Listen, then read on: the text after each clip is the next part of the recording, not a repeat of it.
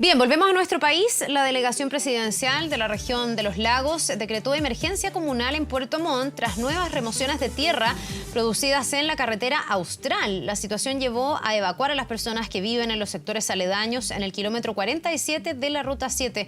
Vamos a conversar más al respecto. Estamos para esto junto a la delegada presidencial regional de los lagos, Giovanna Moreira. Muchísimas gracias por estar con nosotros y bienvenida, delegada. Muy buenos días. ¿Cómo están?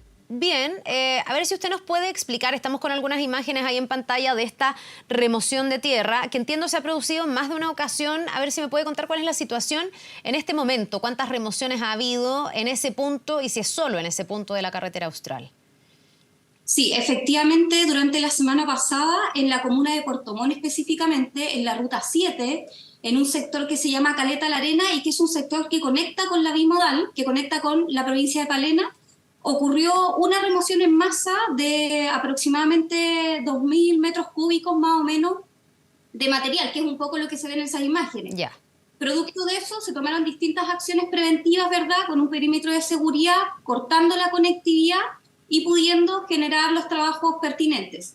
A una semana de los trabajos que teníamos avanzados, este martes se produjo una nueva remoción en masa, que es justamente el video que están pasando en este minuto, pero fueron entre 3 a 5 remociones de distinta intensidad durante un periodo de 5 a 6 horas. Eso ocurrió el martes, por lo cual en este minuto nosotros tenemos la ruta, en el fondo, la conectividad cortada con un perímetro de seguridad que nos permite en el fondo primero poder asegurarnos que ninguna persona transite por ese lugar a ciertos metros de distancia. Lo segundo es que junto con la Armada, la Fuerza Aérea y los equipos técnicos, Senapred, Senagiomin, hemos podido hacer sobrevuelos que nos han permitido poder determinar primero cuál es la cantidad de material que se ha podido deslizar, que vemos en las imágenes, y por otra parte, cuál es el nivel de riesgo que podríamos tener en este punto. Ya, a ver, ya voy a profundizar en las medidas que están tomando, pero antes de todo eso le quiero preguntar si se sabe por qué se están produciendo estas remociones en masa. ¿Esto es un tema del tiempo? ¿Ha llovido demasiado? ¿Los suelos se reblandecieron de alguna manera? ¿Tenemos proyectos de empresas que puedan estar operando en el lugar? ¿Por qué? ¿Por qué tenemos estas remociones? ¿Se sabe? Sí, efectivamente lo que solicité fue un informe que nos permitiera entender de mejor manera por qué se producen estos fenómenos, ¿verdad?, en la región de los lagos. Primero decir que en la región de los lagos nosotros tenemos más de 300 puntos de alto riesgo o muy alto riesgo de remociones en masa. Eso es lo primero, por lo cual los tenemos determinados y los tenemos focalizados.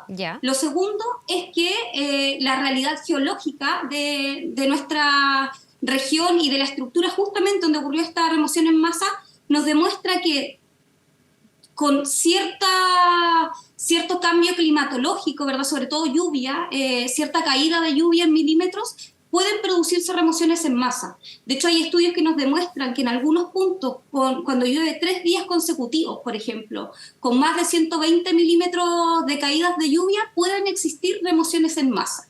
Perfecto. Lo que demuestra el informe de Senagiomin es que efectivamente una semana antes de que se produjeran las remociones en masa, tuvimos alrededor de 200 milímetros de caída de lluvia.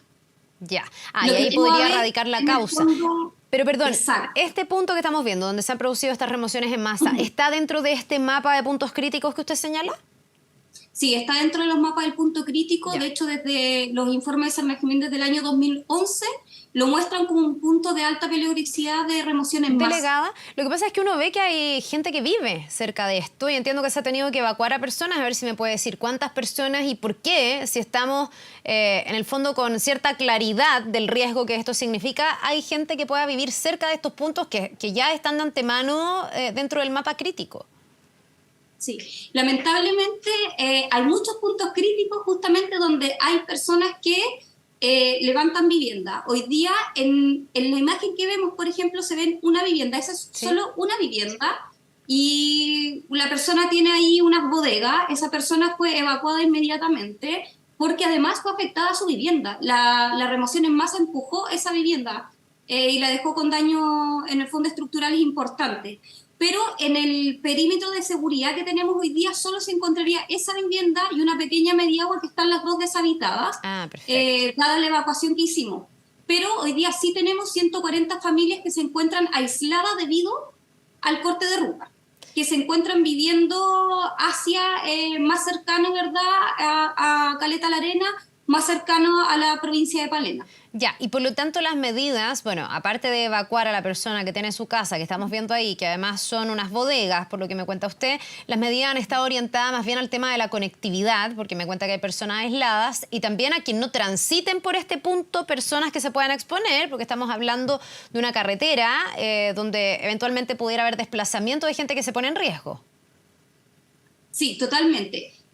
Comentar varias cosas. Claro, cuando uno ve, por ejemplo, la imagen hacia la mano derecha, también hay personas viviendo que están a 500 metros, 600 metros del punto de la remoción y son las personas con las cuales igual se tiene que trabajar para que comprendan la peligrosidad del lugar donde se vive. Yeah. Lo que nosotros hicimos inmediatamente al tener en el fondo cortada la principal carretera que conecta con la bimodal, es que tuvimos que fortalecer dos líneas. Primero, la conectividad marítima, donde nuestro servicio de transporte, ¿verdad?, junto con la empresa naviera, han cambiado en el fondo la ruta que ha permitido mantener la conectividad con Palena, específicamente con Gualeguay y toda la provincia. Y por otra parte, también fortalecer la ruta que se llama B69, que es la ruta Cochamó-Pueblo, que se llega hacia Puerto Vara, para que también sea un punto de conexión con la provincia de Palena.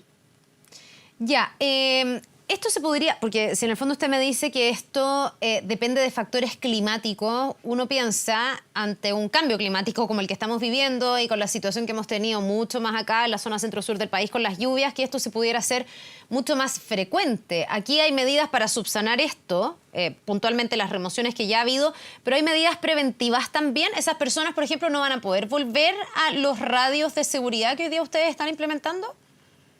Lo que nosotros buscamos justamente es instalar un perímetro de seguridad donde nosotros ya oficiamos al municipio de Puerto Montt entregándole este informe de Cernagiomín que demuestra que no pueden existir viviendas o personas habitando este espacio por la alta peligrosidad que tiene. Porque si bien hoy día los estudios nos pueden entregar ciertos índices de que con caída de cierta cantidad de lluvia, por ejemplo, podríamos tener posibles remociones en masa, tenemos detectados los puntos, hacemos los codrit preventivos justamente para, en ciertos puntos, hasta cortar la carretera previamente. Si sabemos que se viene una caída importante de lluvia, hoy día también hay determinaciones que tienen que tomar el municipio en este caso para evitar, sobre todo, pérdidas de vida. Ya, pero eso significa reubicar a personas, porque tampoco es tan simple. O sea, si yo tengo mi casa ahí, que me imagino que las personas la levantan con mucho esfuerzo, que además están acostumbrados a un tipo de vida muy distinto ahí que en una ciudad, por ejemplo, no es tan fácil llegar y trasladarlos. No sé ahí qué plan se aplica, en el fondo, si se ha conversado con esas personas, si están dispuestas a irse, pensando en evitar tragedias futuras. Sí, efectivamente, esa yo creo que es la parte más compleja. Lo que nosotros hicimos es que yo tuve la posibilidad incluso de estar hablando con esa persona que habita ahí. ¿Ya? Las personas entienden el riesgo en que están, de hecho están acostumbrados, ciertamente ellos saben que esto podría haber pasado. Claro. Ellos ya no se encuentran ahí y el trabajo que se está haciendo justamente, que lo está llevando a cabo el municipio, es ver de qué manera se puede aportar, ¿verdad?, a esta persona para que se retire de este lugar.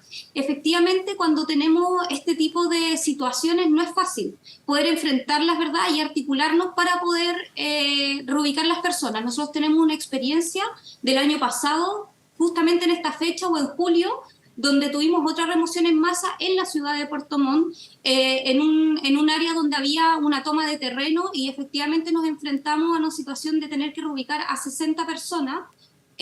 A través del trabajo articulado del Estado con el municipio logramos realizarlo en un corto plazo, pero efectivamente tenemos que activar todos los servicios necesarios para poder hacerlo.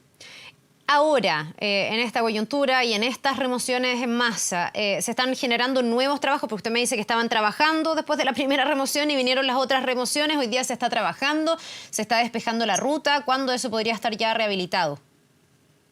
Sí, en un principio, la semana pasada, cuando ocurrió la primera remoción en masa, nosotros calculábamos alrededor de 3 semanas para poder restablecer la conectividad totalmente. Ya. Aquí no se ve, pero la remoción, o sea, el material que nosotros vemos deslizándose pasa por sobre un puente y termina en el mar. Claro.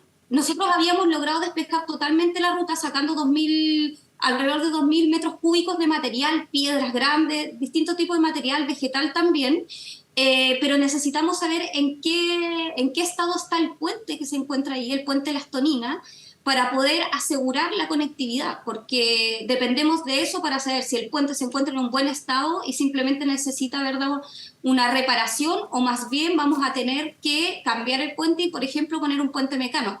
Esas son decisiones que solo vamos a poder tener cuando tengamos la certeza, uno, del despeje del área, ¿verdad?, y los ingenieros nos puedan entregar esa información. Perfecto. Bueno, podría incluso haberse perdido el puente. Claro, eso se tiene que evaluar. Totalmente. ¿Este es un punto turístico también? O sea, por ahí pasan personas ajenos a todo el lugar que estamos viendo y donde hay personas también asentadas, o lo que más preocupa es la gente que vive ahí, que queda aislada con esta remoción.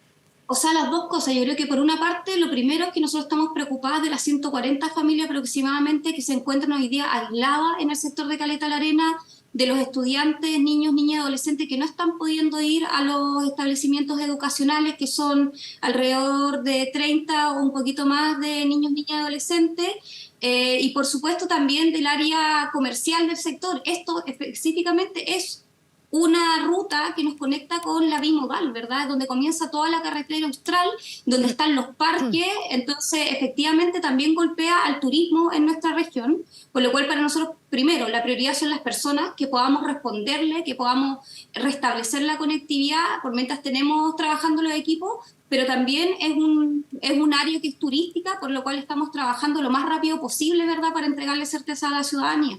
Ya, y respecto de las familias, estas 140 familias que usted me dice que están aisladas, claro, está el tema, y usted lo pone ahí sobre la mesa, el tema sensible de niños que están perdiendo clases. ¿Qué pasa si hay una emergencia médica? ¿Cómo están, no sé, abasteciéndose de cosas para poder comer? ¿Cuánto tiempo más podrían estar aislados? Ahí hay como súper multidimensional, digamos, la ayuda que requieren familias que no puedan desplazarse libremente y que están aisladas, me imagino. Sí, lo primero es que nosotros tenemos 2 puntos de conectividad marítima y terrestre. ¿Ya? En la marítima hemos podido mantener el abastecimiento tanto de combustible, de gas, como de los camiones que tienen que ir con alimentos, por ejemplo. Eso está cubierto. Con respecto a todo lo que tiene que ver con salud, también se acomodaron los horarios, por ejemplo, para personas que vienen de Gualeguay a dializarse a Puerto Montt. Eso también está cubierto a través de los horarios que se hicieron con las empresas navieras. Y lo tercero es que con respecto a las emergencias médicas también está cubierto a través del trabajo que se realiza, ¿cierto?, que es evacuaciones aeromédicas, ¿verdad?, o emergencias aeromédicas. Ya, delegada, vamos a seguir súper atentos a todo lo que ocurre ahí en ese punto de la región de los lagos, esperando que esas familias puedan, porque eso es lo prioritario, ¿no?, tener ya nuevamente la conectividad, pero también ver qué pasa con ese puente, qué va a pasar con el turismo y todas las afectaciones que esto ha traído, además de todas las medidas preventivas para el futuro. Muchísimas gracias. Muchísimas gracias a ustedes. Vamos a seguir trabajando para poder tener prontas soluciones. Perfecto. Muchísimas gracias. Que le vaya bien.